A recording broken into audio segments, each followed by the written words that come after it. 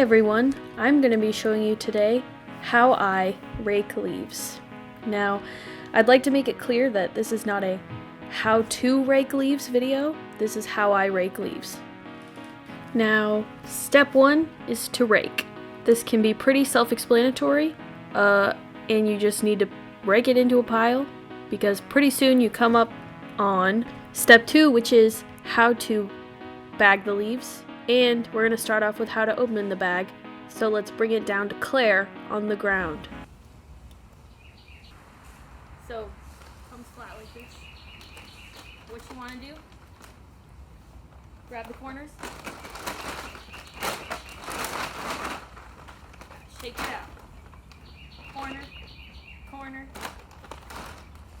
shake it out, and then go inside. Oh.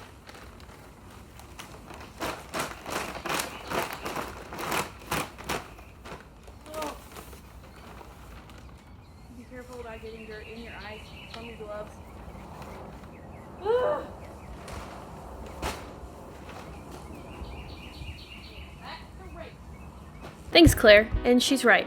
Get back to raking. Oh, hey. So then we're going to move on to step three, which is how to start a bag. So again, this seems like something that's kind of simple, but let's take a look at just how bad it can go. Yeah.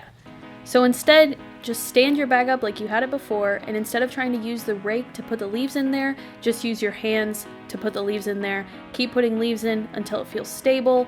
Give the leaves a good kick just because they're starting to piss you off. And then step four is repeat until you're finished. And finish can mean either no more leaves or no more bags. In my case, it was no more leaves. Yay.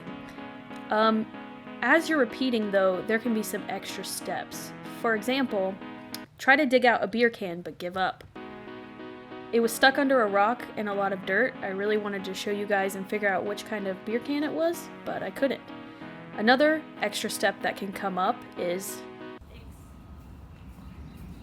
in our backyard, it was literally almost half sticks, half leaves, so we ended up with a lot of sticks. Hello. Taking a break, done 4 bags. I'm not really filling the bags all the way because I'm pretty weak and I'm gonna have to move them to the front. And last time when I did leaves, Austin moved them all to the front for me, so today it's all me unless I just wait until he gets home. Honestly, not a bad idea, but we'll see. I've revised my process to be just get like the brown ones, like the light brown dry leaves, and then if it dries out in a couple of days, I'll do another round. This is fun. Fun is a very interesting word to use, Claire, but you know, it was kind of fun. So after that, I just repeated the process, raked a bunch, bagged a bunch, and I was done. So we're pretty much done. The main parts I did were where it's all brown. Obviously there's still some leaves, but you know what? We're not perfect. And step 5 is to bring out the bags to wherever they pick up your trash. I did end up bringing all those bags out. I didn't need Austin's help, but I only filmed bringing out the last one. So after that, it's time to appreciate your work. The loot. 1 Home Depot bag. 1 candy wrapper. And what seems to be like a lawnmower part. This flower.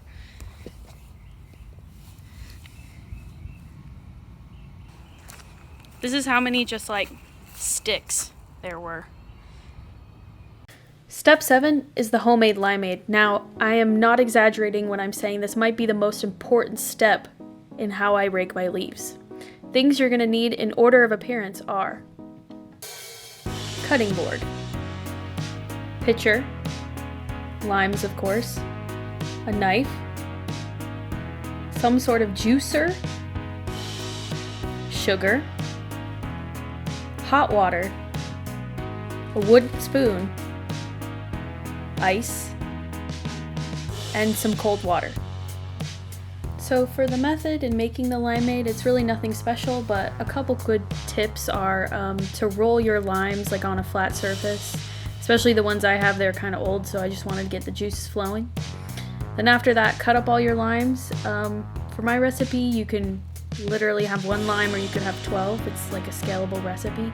So just cut up as many as you have or you want to make. Yeah. So go ahead and juice all of the lime wedges into the pitcher. Yeah, it's a good one. Oh. And next up is the sugar. For every 1 lime, you want to do 2 tablespoons of sugar. So for my recipe, I did 1, 2, 3, 4, 5, 6 tablespoons of sugar. And then to that, you add the hot water. This is just to help the sugar dissolve a little bit faster, and you mix that up with a wooden spoon. A wooden spoon is really required if you want it to feel authentic. And then after that, kind of just check that everything's dissolved. Mine was looking pretty good, so I went and got some ice to cool it down quickly because at this point, I've spent a lot of time on this limeade and I'm just trying to drink it. So at this point you can add the cold water. There's really not a science to this, just add some, taste it, see if you like it. Mine actually turned out pretty well with the amount of water that I added. I tend to like mine kind of watery, but you can always make it a little bit stronger, add ice into it, and then it'll kind of dilute itself, but this one was perfect.